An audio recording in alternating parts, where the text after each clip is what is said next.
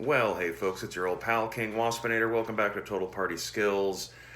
I feel like it's been long enough since I've made one of these videos, and I've added enough new subscribers since the last one that I'm going to spend a few minutes just to kind of run through what the Total Party catalog of games actually has to offer, with just a few brief pitches as to like why you might want to check one of these things out. I'm going to save the three most popular titles I have for the end, but in no particular order beforehand. Right off the bat, I guess I should go ahead and mention that there is one OSR series that I'm working on. I have the primary setting book, Orkin Bone, Adventures in the Post-Human World, and I have one adventure module for it, Duradian Nights Level 1, that's already available to get. I'll be working on Level 2 pretty soon now that we're done moving and are getting settled, and I'm have my own office for these purposes and all that kind of stuff.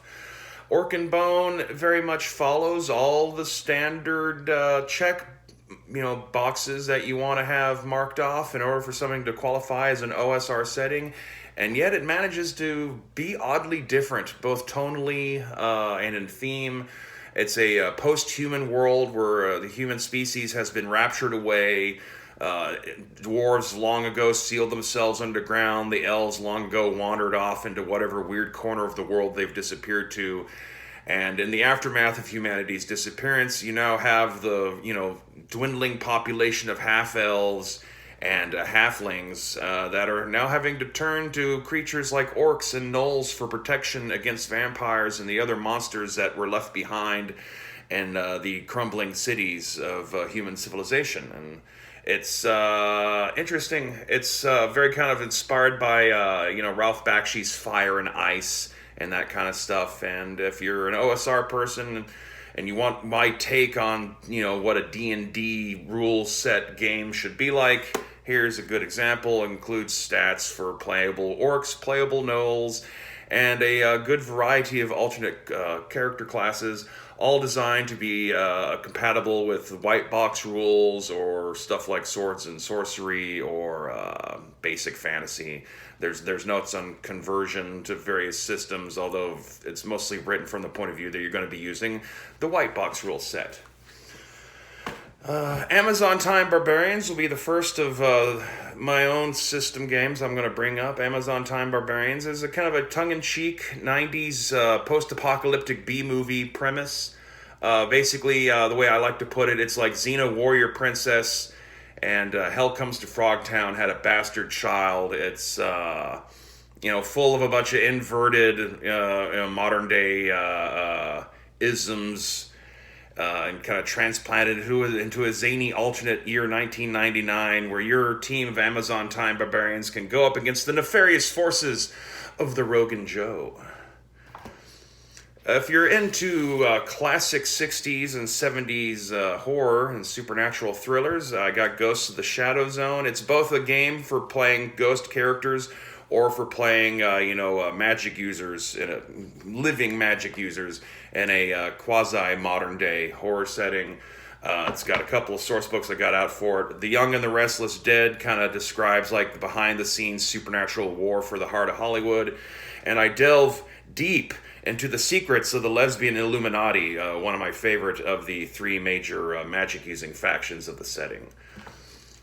There's a handful of historical games I have. The one that's got an actual source book to go with it is Pax Lupuram, Werewolves of the Republic. It's set during Republic-era Rome, and basically is a little bit of like a World of Darkness light, since player characters are set up to be, the aforementioned werewolves like on the cover, or merfolk and a few other things that are infiltrating and manipulating the structures of power that are running the old Roman Republic right around the time that the first Punic War starts to emerge. And speaking of the Punic War, that's what its source book describes. Pax Lupuram Expeditio Siciliae, which is basically a big setting source book for the island of Sicily, as both Carthage and Rome are both vying for control of the island. Also has a couple little standalone historical one-shot type of concepts. We got Cowgirls versus Zombies. It's a pretty simple, thin little book. You're playing Cowgirls and you're fighting a zombie outbreak in Colorado in the year 1866. And then we have Dracula's Carpathian Christmas, where you can take on the role of Christmas elves or some of Dracula's, werewolf servants or authentic medieval milkmaids to try to help find a way to grant Dracula's Christmas wish so all the good boys and girls of Transylvania can finally have our Carpathian Christmas. And I think that's about it for the side games. The three big ones, the ones that are easily have had the best sales and have generated the most interest. I'm going to start off with the newer of the three, and that would be Lady Spy Detective. It's a game intentionally designed for a game master to run a solo campaign with their girlfriend, wife, spouse, or loved one of choice, wherein they play 1950s archaeo-feminist heroes. It very much spy thriller, James Bond, pulp fiction, film noir, all that kind of stuff is possible. I have a source book for it full of different kinds of mission profiles that cue off the various different kinds of international spy agencies that your player character might be based upon, so that you as a game master have at least some kind of starting point to start kind of building a campaign around. All sorts of stuff, political hot button topics of the mid 1950s, and also a little bit of sci-fi goofiness is to be found in this one. Escape from Planet Matriarchy, the first of the Total Party System games. Its rules have evolved a bit since this very initial first book, but it's still one of the essential core rule books to get if you want to understand the greater Total Party skills setting timeline. It's about a crew of 20th century astronauts that are shot far into the future of the late 25th century, where they find themselves crash landed on a world where women have evolved from men. It's basically got a full mini campaign outline with rules for character creation and all the sorts of things that might evolve as your team of astronauts tries to find a way off this maddening hellhole.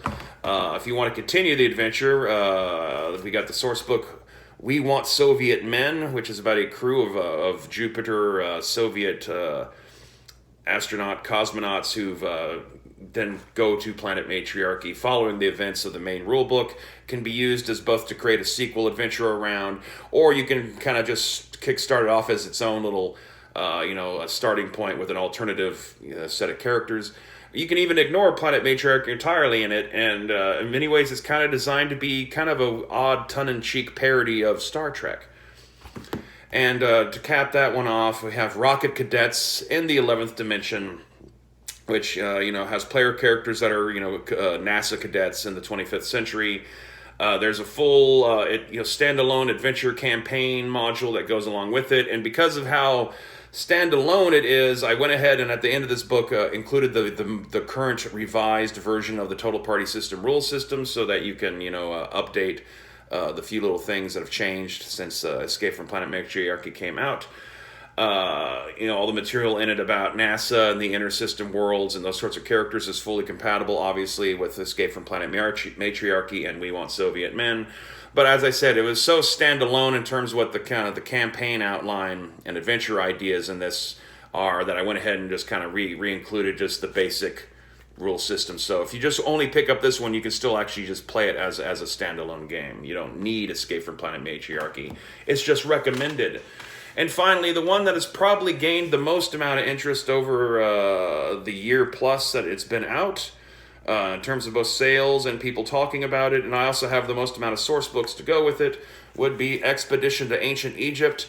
It's basically a Brandon Fraser style, ancient archaeology kind of game. Characters are from the year 1911, shot back in time to just after the collapse of the Bronze Age in Egypt, and they're kind of just dropped off, not knowing how to speak the language, with limited tools and resources, and it's up to them to figure out how the hell to get themselves out of that situation.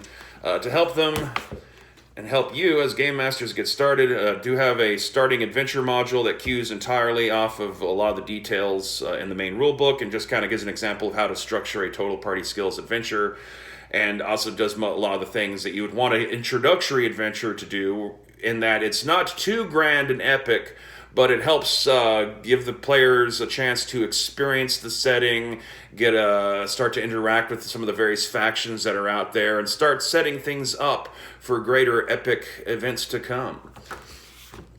Some of those events might include Ancient Egypt Conquers Mars. It's a kind of a subsetting that describes a Bronze Age alien colony on Mars, and how an ancient Egyptian mummy is trying to conquer it and bring the powers of necromancy on death to the Red Planet.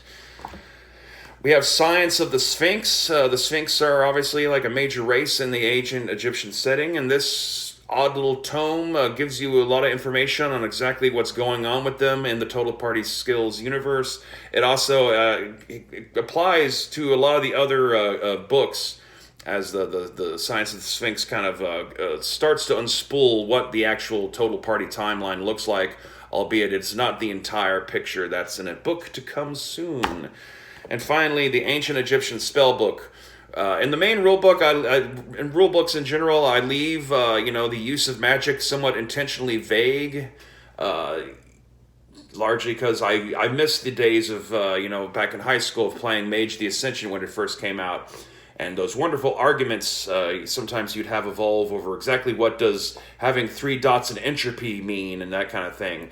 And so there's a deliberately interpretive nature to how the magic is presented in the core rulebooks. This goes through and actually fleshes it out and gives you a bunch of specific spells and spell effects and how to use them and stuff, if you don't really feel like having to have those arguments or having to put that much thought yourself, either as a player or a game master, into determining exactly what all characters with the various kinds of magic skills can accomplish. This lays it out fully. It's not only for the ancient Egyptian setting, it's also compatible with every other Total Party Skills game where magic is involved, especially stuff like Ghosts of the Shadow Zone or Dracula's Carpathian Christmas. And that's about it. Got like a short list of things I'm going to be working on here soon, and this wonderful new dogs playing poker themed office I got going on.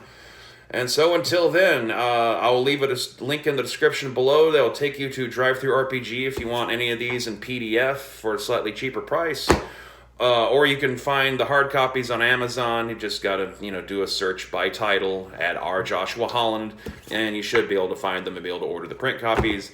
Yes, I know, and I have reasons, so don't ask. Anyway, that's it. Until the next time, stay what I am.